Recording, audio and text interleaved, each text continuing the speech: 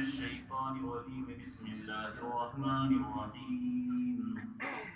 لإيلاف قريش إيلافهم رحلة الشتاء والصيف فليعبدوا رب هذا البيت الذي أطعمهم من جوع وآمنهم من خوف.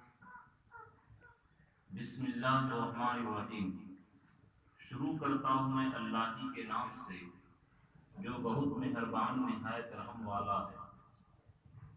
لإیلاف قریش، قریش کو مانوس ہونے کی وجہ سے، قریش کو الفت رکھنے کی وجہ سے، قریش کو محبت رکھنے کی وجہ سے، ایلافہم رحلۃ الشتاء والصیف، ان لوگوں کو جاڑا اور گرمی کی سفر کے محبت رکھنے کی وجہ سے، فَلْيَعْبُدُوا رَبَّ هَٰذَا الْبَيْتِ، بس چاہیے کہ وہ لوگ اس گھر کے رب کی عبادت کریں. الَّذِي أَطْعَمَهُم، جس ذات نے ان کو کھانا کھلایا، من جوع، بھوک میں، وَآمَنَهُم مِّنْ خَوْفٍ. سورت کا مضمون یہ ہے کہ اللہ تعالیٰ کی نعمت پر بندوں کو شکریہ ادا کرنا چاہیے. اللہ تبارک تعالیٰ نے گزشتہ صورت میں اپنی قدرت کا بیان کیا کہ دیکھو اللہ کی قدرت ایسی ہے کہ عرب کے لوگ بالکل ابرہہ جو ہے 60,000 لشکر لے کر کے آیا تھا اور بہت سارا ہاتھی لے کر کے آیا تھا. قریش کے لوگوں کو طاقت نہیں تھی کہ ابرہہ سے مقابلہ کر سکے، لیکن اللہ تعالیٰ نے پرندوں کے ذریعے ان ابرہہ کے لشکر کو بھوسا کر دیا. فَجَعَلَهُمْ كَعَصْفٍ مَّأْکُولٍ، کہ ایسے برباد ہوگی جیسا کہ بھوسا، کہ جس طرح جانور کو آپ لوگ دیہات، ہم لوگ تو بہت دیہاتی آدمی ہوں میں، تو ہم لوگ تو بچپن میں بہت کھلائے ہیں جانوروں کو، تو بھوسا کو کھلانے کے بعد بالکل مکروہ شکل، بد شکل اور گھن آتی ہے، اسی طرح ان لوگوں کو اللہ تعالیٰ نے ایسا کر دیا تھا. تو ماں قبل جو انشاءاللہ اگلے ہفتہ آئے گا علم ترا میں، اللہ تعالیٰ نے ماں قبل کی صورت میں اپنی قدرت، اپنی طاقت، اپنی بڑائی، اپنی بادشاہت کا بیان کیا، اور اس صورت میں نعمت کے اوپر شکریہ کی ادائیگی کا تذکرہ ہے کہ اے میرے بندو، جب تم پر اللہ تعالیٰ کی نعمت ہو تو تم لوگ اللہ کی شکریہ ادا کرو. تو ماں قبل میں اللہ کی قدرت کا بیان تھا، اس میں اللہ تعالیٰ کی محبت کا بیان ہے کہ محبت کرو، عبادت کرو. تو ماں قبل میں اللہ کی قدرت کا بیان ہوا، اس صورت میں اللہ تعالیٰ کی محبت اور عبادت کا بیان ہوا کہ تم لوگ مکہ کی سرزمین جغرافیائی اعتبار سے کیسا تھا، کیسی تھی کہ وہاں کوئی پرندہ، چرندہ، درندہ کچھ بھی رہنا پسند نہیں کرتا تھا، بالکل چٹیل میدان. لیکن آج اگر دنیا کی جنت کہہ دیا جائے تو مکہ کے جیسا جو سامان اللہ تعالیٰ، جو لوگ حج کرنے گئے ہیں وہ اچھی طریقے سے واقف ہیں، اور حج کرنے کے بعد دوست میرے بتاتے بھی ہیں کہ جب مکے کا یہ عالم ہے تو جنت کا کیا عالم ہوگا. جو لوگ، ہم لوگ تو خیر ابھی تک نہیں کیے ہیں، دعا کیجیے کہ اللہ جانے کی توفیق عطا فرمائے، آمین. لیکن جو لوگ گئے ہیں وہ لوگ بتاتے ہیں، اور آپ لوگ جو مجمع میں موجود ہیں، ابھی آپ کے سامنے وہاں کا تصور آ گیا ہوگا، کہ نقشہ آ گیا ہوگا کہ کیا منظر ہوتا ہے. تو اے لوگو، اے میرے بندو، ہم نے تم پر اتنی نعمت برسائی کہ ایسی سرزمین جہاں پر جانور بھی رہنا پسند نہیں کرتا تھا، اور نعمت دے کر کے ہم نے تم لوگوں پر اتنے انعام کیا، اکرام کیا، اور پھر تم لوگ بت پرستی کرتے ہو. چنانچہ در منصور کے اندر علامہ جلال الدین سیوطی رحمۃ اللہ علیہ نے حدیث نقل کی ہے کہ جب کفار مکہ قریش دیکھے کہ اللہ تعالیٰ خانہ کعبہ کی حفاظت کیے، تو 7 سال تک یا 10 سال تک بت پرستی نہیں کیے تھے. وہ لوگ 7 سال تک یا 10 سال تک بت پرستی نہیں کیے تھے. خانہ کعبہ جو ابرہہ کے لشکر کو، جو یمن سے آیا تھا، اللہ تعالیٰ نے اس کو ہلاک کیا تھا، تو 7 سال یا 10 سال تک وہ لوگ بت پرستی کو چھوڑ دیے تھے. تو بہرحال اس میں مضمون ہے نعمت الہی پر شکر کرنے کا، عبادت کرنے کا، اللہ سے محبت کرنے کا، کہ چاہے بندے کو اگر پہلے زمانہ میں جن کے یہاں قوتی تھی اور اللہ نے ان کو دولت دی ہے تو عیدی کی عیاشی اور فحاشی میں اور لوگوں کے طرح جشن منائے اور اللہ کی بغاوت اور مخالفت میں پیسہ خرچ کرے، نہیں نہیں، بلکہ تم کو اللہ نے پیسہ دیا، اللہ نے دولت دی، اللہ نے عزت دی، اللہ نے قدرت دی، اللہ نے سلطنت دی، تو تم لوگ اللہ کی عبادت کرو۔ یہ اس سورت کا پیغام ہے، اس سورت کا مضمون ہے کہ اللہ تبارک تعالیٰ کی اطاعت، محبت، فرما برداری کرو، روپیہ ملنے پر، دولت ملنے پر رب کی بغاوت اور نافرمانی نہ کرو۔ اس سورت کے بارے میں بڑی فضیلت آئی ہے۔ حضرت مولانا حکیم اختر صاحب رحمۃ اللہ علیہ جو پاکستان کے رہنے والے تھے، انہوں نے فرمایا کہ جس آدمی کو دشمن کا خوف ہو، جس کو دشمن ستاتا ہو اور جس کو غربت سے پریشانی ہو، آمدنی کم ہو، تو ہر فرض نماز کے بعد، یعنی سلام پھرنے کے فوراً بعد نہیں، ہر نماز کے بعد 3 مرتبہ اول آخر درود شریف پڑھے اور اس سورت کا 7 مرتبہ ورد کرے، تو اس کی وجہ سے انشاءاللہ دشمن سے بھی اللہ اس کی حفاظت فرمائیں گے اور غربت سے بھی اس کی حفاظت فرمائیں گے۔ تو اس لیے جن کی طرف تو حالات بڑے خراب ہو گئے، اس لیے ہم لوگوں کو ہر نماز کے بعد 3 یہ 7 مرتبہ اول آخر درود کے ساتھ 7 مرتبہ اس کا ورد رکھیں، تو اس سے دشمن کے خوف سے بھی امن ہوتا ہے اور اللہ تبارک تعالیٰ غربت سے بھی نجات دیتے ہیں۔ اس سورت کے بارے میں اللہ کے نبی صلی اللہ علیہ وسلم یہ فضیلت بیان کی ہے کہ کسی بھی قبیلہ کا نام لے کر کے اللہ تعالیٰ نے سورت نازل نہیں کی۔ قریش کی ایک ایسی سورت ہے کہ میرے قبیلے کے نام سے اللہ تعالیٰ نے سورت نازل کی۔ نبیوں کے نام سے تو ملے گا، ابراہیم، لیکن کیا ہے سورہ محمد، لیکن قبیلہ کے نام سے صرف قریش کی خصوصیت ہے کہ قریش کے نام کے ساتھ، قبیلہ کے ساتھ اللہ تعالیٰ نے سورت کو نازل کی۔ تو اس میں قریش کی فضیلت کہ اللہ کے نبی صلی اللہ علیہ وسلم جو فرمائے، غالباً یہ مسلم شریف کی حدیث ہے کہ اللہ تعالیٰ نے بنو اسماعیل کو چنا، بنو اسماعیل میں سے بنی کنانہ کو، بنی کنانہ میں سے قریش کو، اور قریش میں سے ہاشم کو، اور ہاشم میں سے مجھ کو، یعنی تمام کائنات میں سب سے زیادہ منتخب میں آدمی ہوں کہ میں قریشی بھی ہوں اور ہاشمی بھی ہوں۔ یہ بڑی فضیلت کی چیز ہے کہ اللہ تعالیٰ نے، اللہ کے نبی فرمائے بھی، حدیث کا مفہوم ہے کہ اللہ تعالیٰ نے نبوت قریش میں جاری کیا، خلافت قریش میں جاری کیا، حجابہ یعنی خانہ کعبہ کی متولی، اگرچہ اسلام نہیں لائے تھے لیکن پھر بھی متولی وہی لوگ رہتے تھے، اور سقایا یعنی پانی پلانے کی ذمہ داری انہی میں تھی۔ اور اللہ کے نبی فرمائے کہ الائمۃ من قریش، کہ حاکم اور سردار جو ہوگا وہ قریش میں سے ہوگا۔ قریش کو اللہ نے جو عقل دی ہے، جو ان کو صلاحیت دی ہے، وہ کسی قوم اور کسی خاندان کے اندر نہیں ہے، قریش کے اللہ تعالیٰ نے بڑی چنا ہے۔ اسی لیے الائمۃ من قریش کہ جب تک کہ خلافت کا زمانہ تھا تو قریش کے لوگوں نے وہ کام کیا ہے کہ کائنات کی کسی ہستی نے وہ کام نہیں کیا ہے۔ قریش کی وجہ کیا ہے؟ اس کی قریش کو قریش کیوں کہتے ہیں؟ ایک وجہ یہ فرماتی ہیں کہ قریش ایک دریائی جانور کا نام ہے، اس کے معنی آتے ہیں طاقتور، کیونکہ قریش کے لوگ بڑے طاقتور تھے، بڑے بہادر تھے، اس لیے قریش کو قریش کہا جاتا ہے۔ دوسری وجہ یہ ہے کہ یہ لوگ سفر کرتے تھے، غلہ لاتے تھے، غلہ بیچتے تھے، اس لیے ان کا نام نضر ابن حارث نے یہ لقب دیا قریش۔ تیسرا یہ کہ قریش یعنی اسماء علیہ السلام کی اولاد منتشر ہو گئی تھی، تو قصی ابن کلاب جو حضور صلی اللہ علیہ وسلم کے جد امجد میں سے اوپر کے خاندان میں آتے ہیں، انہوں نے جمع کیا، اور قریش کے معنی جمع کرنے کے بھی آتے ہیں، اس لیے قریش کو قریش کہا جاتا ہے۔ چوتھی وجہ تسمیہ یہ فرماتی ہیں کہ قریش کے معنی آتے ہیں تفتیش کرنے کے، احوال دریافت کرنے کے۔ اگرچہ ان کے یہاں غربت تھی لیکن قریش کے لوگ غریبوں کے حال معلوم کرتے تھے کہ تمہارے یہاں کھانے کا ہے، پینے کا ہے یا نہیں ہے، اس لیے قریش کو قریش کہتے ہیں۔ دوبارہ اس صورت میں اللہ تعالیٰ نے اپنا انعام یاد دلایا، لإیلاف قریش، قریش کو محبت کرنے کی وجہ سے، الفت بولتے ہیں، الفت ہو گئی محبت، ایلاف قریش، قریش کے الفت کرنے کی وجہ سے، ایلافہم رحلۃ الشتاء والصیف، ان لوگوں کے جاڑا، شتاء کے معنی جاڑا اور صیف کے معنی گرمی، اور رحلۃ معنی سفر،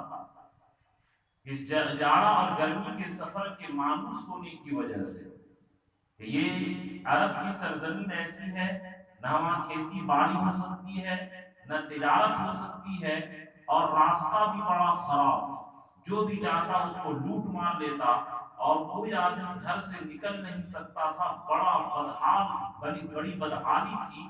لیکن چونکہ لوگ حج کرنے آتے تھے اور قریش کے لوگ خانہ کعبہ کے متولی تھے، تو ان خانہ کعبہ کی وجہ سے لوگ ان کی عزت و احترام کیا کرتے تھے کہ ارے یہ قریشی لوگ ہیں، خانہ کعبہ کے متولی لوگ ہیں، ان کو پریشان نہ کرو۔ تو یہ دو سفر کیا کرتے تھے، ایک جاڑا میں اور ایک گرمی میں۔ تو جاڑا میں یہ لوگ سفر کیا کرتے تھے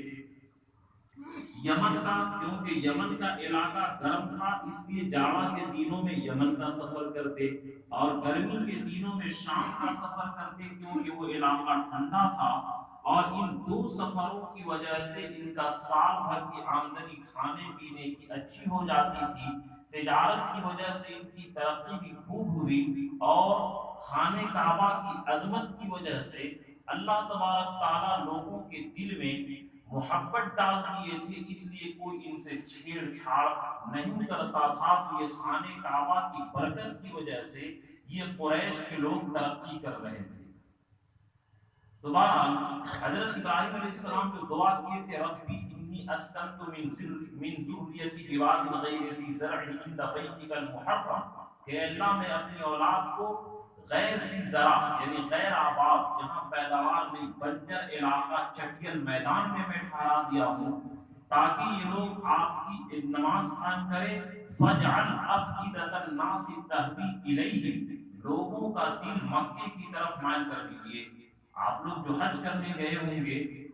شاید کوئی بدنصیبی ہوگا کہ واپسی پر نہ ہوتا ہوگا، ورنہ سارے لوگ مکہ سے واپسی پر، جدائیگی پر لوگ روتے ہیں۔ یہ ابراہیم علیہ السلام کی دعا کی برکت ہے، فجعل افئدۃ الناس تہوی الیہم، کہ لوگوں کا دل خانہ کعبہ کی طرف مائل کر دے۔ وارزقہم من الثمرات، اور ان کو پھل عطا فرما، ثمرات کا ہر چیز کا پھل، اس لیے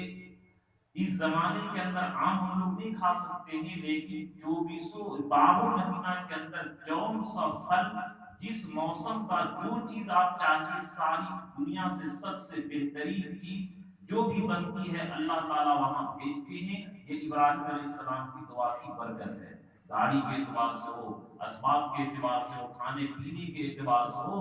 دنیا کے اندر جو چیز وہاں ملے گی کہیں بھی نہیں مل سکتی ہے۔ تو بہرحال اس صورت کے اندر ایک تنبیہ تو یہ ہے کہ قصی ابن کلاب نے منتشر لوگوں کو جوڑا اور کفار کو ڈرایا کہ نبی صلی اللہ علیہ وسلم کی مخالفت کرو گے تو جس طریقے سے ابرہہ کا انجام خطرناک ہوا کہ اللہ نے ذلیل کر دیا، برباد کر دیا، اے کفار مکہ، ہم نے تم کو اس خانہ کعبہ کی برکت سے روزی دیا، کھانا کھلایا، لوگوں کے دلوں کے اندر محبت ڈالا، تو کیا ہونا چاہیے تھا؟ لإلاف قریش، کہ جب یہ اسباب ہیں، یہ سبب ہیں، تو فلیعبدوا رب هذا البیت، تو اس گھر کے رب کی عبادت کرو۔ اور بعض مفسرین نے اس کا تعلق ما قبل سے جوڑا کہ جب یہ قریش کو گرمی اور سردی کا سفر محبوب ہے، اس لیے محبوب ہوا کہ ابرہہ کے، دیکھیے جب تک کہ یہ ابرہہ کا واقعہ جب پیش آیا نا، ہاتھی والوں کو جو ہلاک کیے، تو سب لوگ دور دور تک بھاگ گیا، بدن سڑ گیا، اور پوری دنیا میں خبر پھیل گئی کہ ارے قریش کے لوگ بڑے معزز ہیں، کہ ان لوگوں کا خانہ کعبہ کو ڈھانے کے لیے ابرہہ گیا تھا، اللہ نے ان کو برباد کر دیا۔ تو اس سے پہلے قریش کے لوگ بھی سفر نہیں کرتے، جو بھی پہلے سفر کرتا لوگ مان لوٹ لیتے اور جان مار دیتے تھے، اور صرف قریش ہی کا قبیلہ تھا کہ جو پوری دنیا میں امن سے سفر کرتا تھا، اور ان کے علاوہ کوئی قبیلہ اپنا گھر چھوڑ ہی نہیں سکتا تھا۔ ڈکیتی، چوری، لوٹ مار، قتل و غارت کی عام تھی، اس لیے قریش کے جب اللہ تعالیٰ نے ان کے اوپر یہ مہربانی کی تو ان قریش کو گرمی اور سردی کے سفر مانوس ہو گیا. کیوں؟ اس لیے کہ ابرہہ کو ابرہہ کے لشکر کو اللہ نے برباد کیا. اور دوسرا مطلب یہ ہو سکتا ہے اس کا تعلق فلیعبدوا رب هذا البیت سے ہو کہ جب اللہ نے یہ انعام کیا تو ان لوگوں کو چاہیے کہ اس گھر کے رب کی عبادت کریں. اب ان لوگوں کو تنبیہ ہے کہ تم لوگ جب ابرہہ کا لشکر ہلاک ہوا تھا تو 10 سال یا 7 سال تم لوگ عبادت نہیں کیے تھے، اور جب تم لوگوں کو امن مل گیا، دولت مل گئی، کھانے پینے کی فراوانی مل گئی، چودراہٹ مل گئی، اور خانہ کعبہ کے متولی اور ذمہ دار بن گئے، تو جس رب کے گھر کی وجہ سے تم لوگوں کو یہ عزت ملی اور روزی ملی، اس کا رسول، اس گھر کا رب کا رسول تم کو ایک اللہ کی ماننے کی دعوت دیتا ہے تو تم لوگ اس رب کے رسول کی مخالفت کرتے ہو. ایسی بے شرمی اور بے حیائی کی بات ہے کہ جس گھر کے وجہ سے تم لوگوں کو عزت اور روزی ملی، اس گھر کا رب کا رسول ایک اللہ کے ماننے کی دعوت دیتا ہے تو تم لوگ اس رسول کی مخالفت کرتے ہو.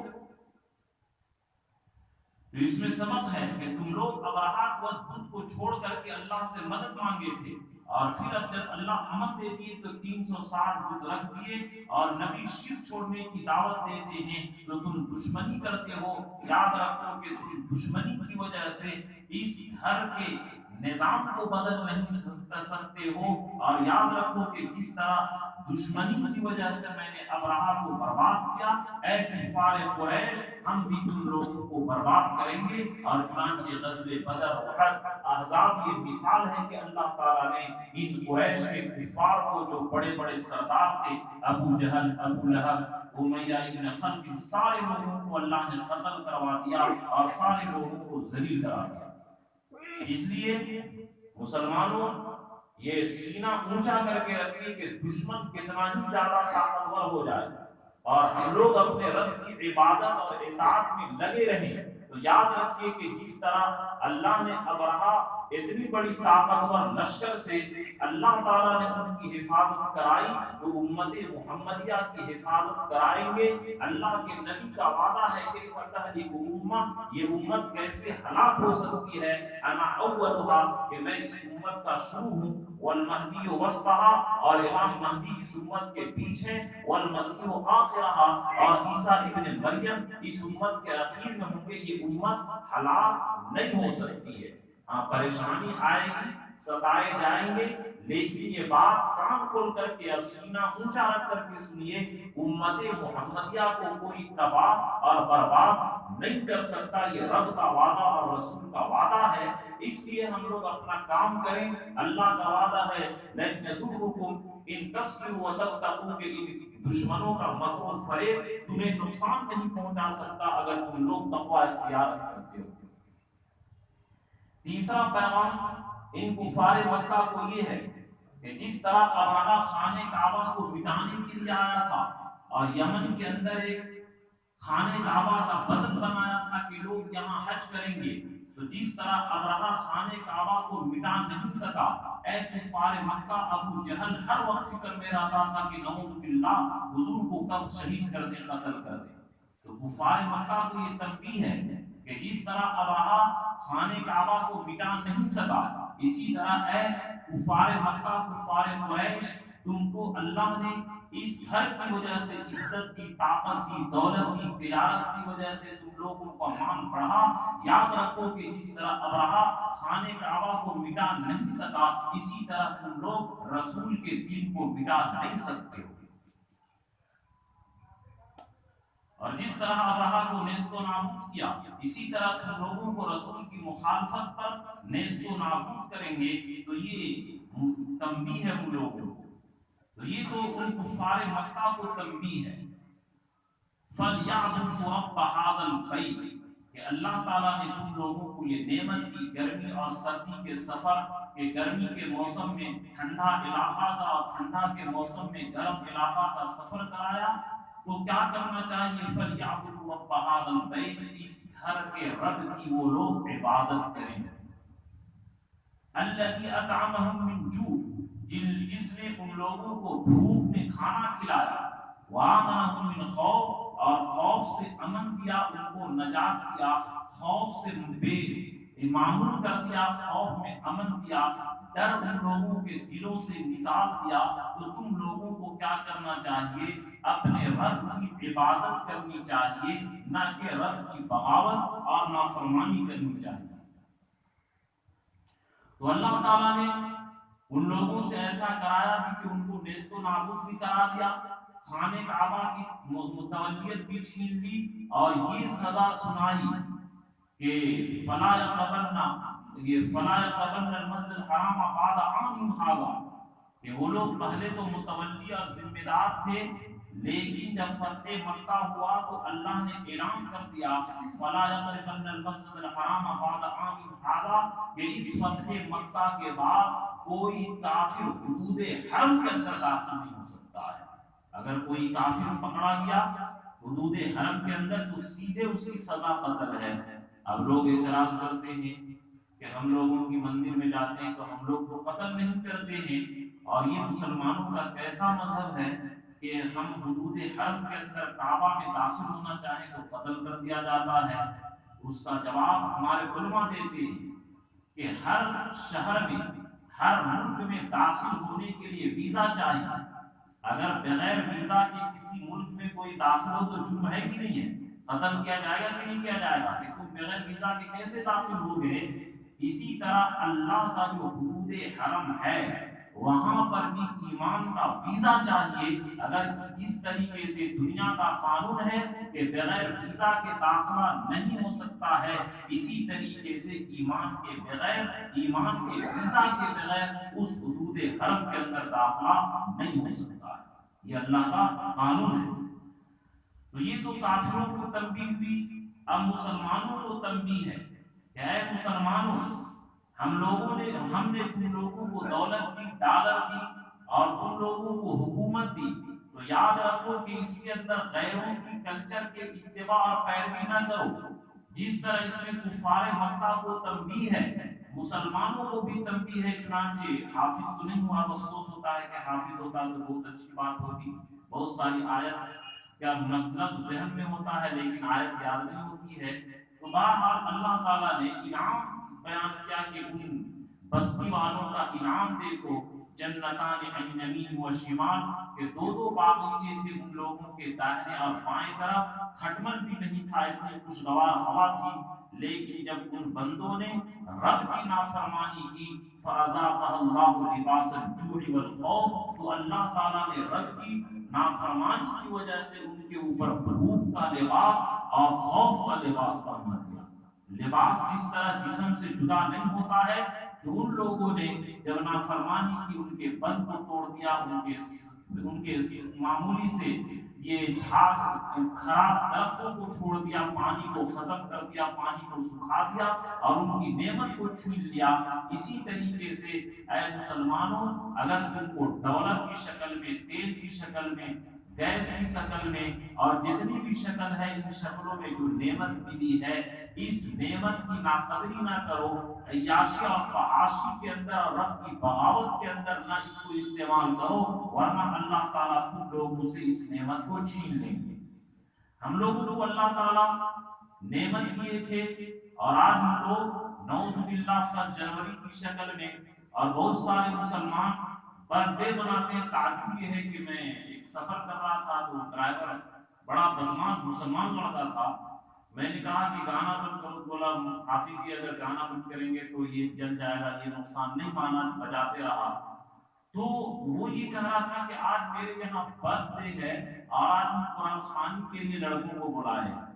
یعنی حرام کام کے اندر قرآن خوانی کروا رہا ہے۔ یہ مسلمان اتنا نیچے گر چکا ہے۔ تو میرے دوستوں، یہ جی ایس ٹی کا مار، نوٹ بندی کا مار، رزق کے اندر جب تنگی ہوئی اور کاروبار کو فیل ہوا، تو یہ ضرور، اگرچہ آپ لوگ یہاں مجمع میں سے ایسے نہیں ہیں، لیکن جب عذاب کا جھاڑو چلتا ہے تو سارے لوگ اس کے اندر گرفتار ہوتے ہیں۔ تو یہ آج جی ایس ٹی کی پریشانی، یہ سب جو پریشانی ہے، اعمالکم اعمالکم، یہ ہمارے اعمال کی سزا ہے۔ اللہ کا وعدہ ہے کہ تم لوگ بدعملی کرو گے تو حاکم ویسا ہی مسلط کیا جائے گا۔ اس لیے میرے دوستو، یہ ابھی بھی ہم لوگ نہ سمجھیں تو کب سمجھیں گے؟ یہ ہوش میں آنے کا وقت ہے کہ پوری دنیا پر یہودیوں کا دھیرے دھیرے قبضہ ہو جا رہا ہے، اور ابھی بھی ہم لوگ یہ ہوش کے ناخن نہ لیں تو کب لیں گے؟ کیا موسیٰ علیہ السلام کے قوم ہو گئے کہ موسیٰ علیہ السلام کے قوم پر پہاڑ کو لٹکا دیا جاتا تھا، بولتا تھا مانو،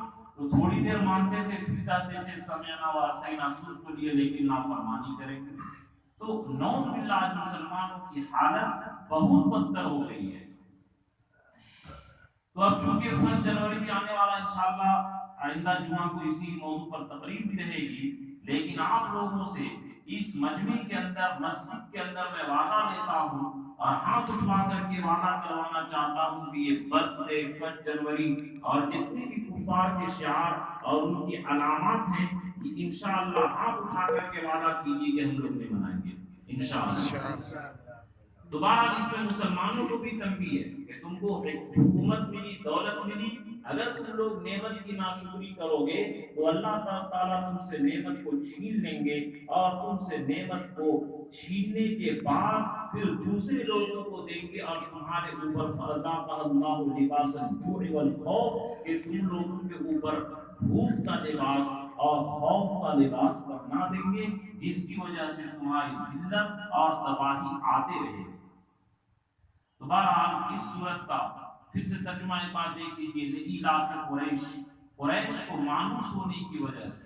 لإیلافihim رحلۃ الشتاء والصیف، ان لوگوں کے جاڑا اور گرمی کے سفر سے مانوس ہونے کی وجہ سے کیا کرنا چاہیے تھا؟ فَلْيَعْبُدُوا رَبَّ هَذَا الْبَيْتِ، چاہیے کہ یہ لوگ اس گھر کے رب کی عبادت کریں، الَّذِي أَطْعَمَهُم مِّن جُوعٍ، جس نے ان لوگوں کو بھوک میں کھانا کھلایا، وَآمَنَهُم مِّنْ خَوْفٍ، اور ان لوگوں کو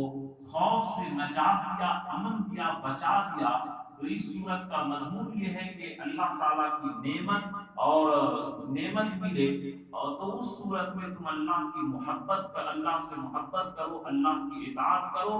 نعمت ملنے پر اللہ کی ناشکری نہ کرو۔ یہ اس صورت کا پیغام ہے۔ اللہ تعالیٰ ہم تمام مسلمانوں کو اللہ تعالیٰ کی محبت سے دل کو سرشار فرمائے، اور ہم تمام مسلمانوں کی اللہ کی محبت اور اطاعت کا جذبہ عطا فرمائے۔ آمین۔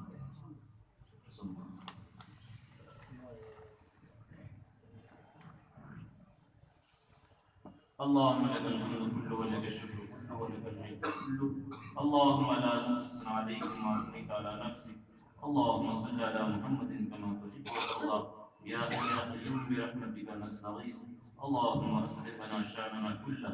ولا تكلنا إلى أنفسنا طرفة عين، ربنا لا تزغ قلوبنا بعد إذ هديتنا وهب لنا من لدنك رحمة إنك أنت الوهاب، يا مصرف القلوب ثبت قلوبنا على طاعتك وعلى دينك، اللهم إن قلوبنا ونواسينا وجوارحنا بيدك، لم تملكنا منها شيئا، فإذا فعلت ذلك فكن أنت ولينا واهدنا إلى سواء السبيل، اللهم إنا نعوذ بك من جهل البلاء ودرك الشقاء وسوء القضاء وشماتة العادة، اللهم إنا نعوذ بك من زوال نعمتك وتحول عافيتك وفجاءة نقمتك وجميع سخطك، اللهم إنا نسألك قلوبنا واهبة مخبتة منيبة في سبيلك، اللهم اقسم لنا من خشيتك ما تحول به بيننا وبين معاصيك، ومن طاعتك ما تبلغنا به إلى جنتك، ومن اليقين ما تهون به علينا مصائب الدنيا، ومتعنا بأسماعنا وأبصارنا وقوتنا ما أحييتنا، واجعل الوارث منا واجعل ثارنا على من ظلمنا، وانصرنا على من عادانا، ولا تجعل مصيبتنا في ديننا، ولا تجعل الدنيا أكبر همنا ولا مبلغ علمنا ولا غاية رغبتنا، ولا تسلط علينا من لا يرحمنا، رب آت أنفسنا تقواها وزكيها أنت خير من زكاها، أنت وليها ومولاها، اللهم حاسبنا حسابا يسيرا۔ اے اللہ ہمارے گناہوں کو معاف فرما، اے اللہ پوری دنیا کے مسلمانوں کو سچی پکی توبہ کرنے کی توفیق عطا فرما، غفلت اور بغاوت کی زندگی سے توبہ کرنے کی توفیق عطا فرما، اطاعت اور توبہ کی زندگی پر آنے کی توفیق عطا فرما۔ اے اللہ اپنے دل ہمارے دلوں کے اندر تقوی اور خشیت نصیب فرما۔ اے اللہ دنیا کی غفلت سے ہمارے دل کو حفاظت فرما۔ اے اللہ شہوت پرستی، نفس پرستی، شیطان پرستی سے ہماری حفاظت فرما۔ اے اللہ رب پرستی کی زندگی ہمیں نصیب فرما۔ اے اللہ نبی کی محبت سے، اپنی محبت سے، دین کی محبت سے دل کو سرشار فرما۔ اے اللہ جہنم اور آخرت کی فکر نصیب فرما، جنت کی شوق اور رغبت نصیب فرما۔ اے اللہ ہمیں جو بیمار میں شفا کلی عطا فرما، جو مقروض ہیں ان کے قرض کی ادائیگی سے شکردوشی عطا فرما، جن کو مکان کی ضرورت ہے مکان کے اللہ پائے تکمیل تک پہنچا۔ اے اللہ ہر ایک آدمی کو مکان کے لیے اللہ اسباب مہیا فرما۔ اے اللہ اس قرآن پاک کی برکت سے ہم مجمع میں جتنے لوگ ہیں اور جتنے ہمارے متعلقین ہیں، پوری دنیا کے مسلمانوں کے تمام ضروریات کو پوری فرما۔ جس اعتبار سے جس چیز کی ضرورت ہے تمام ضروریات کا تکفل فرما۔ اے اللہ ہمارے دلوں کو اے اللہ قرآن کی محبت سے سرشار فرما۔ اے اللہ ہمارے دلوں میں قرآن کے احکامات پر عمل کرنے کے جذبہ عطا فرما۔ اے اللہ نفس پرستی، شہوت پرستی، اے اللہ نفسانی شیطانی شہوانی زندگی سے حفاظت فرما۔ اے اللہ رب چاہی زندگی گزارنے کی توفیق عطا فرما۔ منمانی سے خواہش و نفس سے اللہ حفاظت فرما۔ اے اللہ ہم نے جو مانگا وہ بھی عطا فرما۔ اے اللہ جو یہودی اے اللہ مسلمانوں پر ظلم اٹھا رہے ہیں، اے اللہ اگر ان کے مقدر میں ہدایت ہے تو ہدایت عطا فرما، اور اگر ہدایت نہیں تو ایسے ناپاک لوگوں سے سرزمین کو پاک فرما۔ اے اللہ لوگوں کو امن نصیب فرما۔ اے اللہ ایسے دہشت گردوں سے روئے زمین کو پاک فرما۔ اے اللہ فلسطین کی مسلمانوں کی حفاظت فرما۔ اے اللہ بیت المقدس کی حفاظت فرما۔ اے اللہ حرمین شریفین کی حفاظت فرما۔ اے اللہ مدارس کی مراکز کی حفاظت فرما۔ اے اللہ مسلمانوں کی ایمان کی جان کی مال کی عزت و آبرو کی حفاظت فرما۔ اے اللہ ہم لوگوں کو اپنے اعمال کی حفاظت کی توفیق عطا فرما۔ اے اللہ مسلمانوں کی تمام پریشانیوں کو دور فرما۔ اے اللہ ہماری دعا کو اپنے فضل و کرم سے حضور صلی اللہ علیہ وسلم کے صدقے خیر سے قبول فرما۔ ربنا تقبل منا انك انت السميع العليم وتب علينا انك انت التواب الرحيم اللهم انا نسالك من خير ما سالك نبيك محمد صلى الله عليه وسلم ونعوذ بك من شر ما استعاذك نبيك محمد صلى الله عليه وسلم وانت المستعان وعليك البلاغ ولا حول ولا قوة الا بالله برحمتك يا ارحم الراحمين۔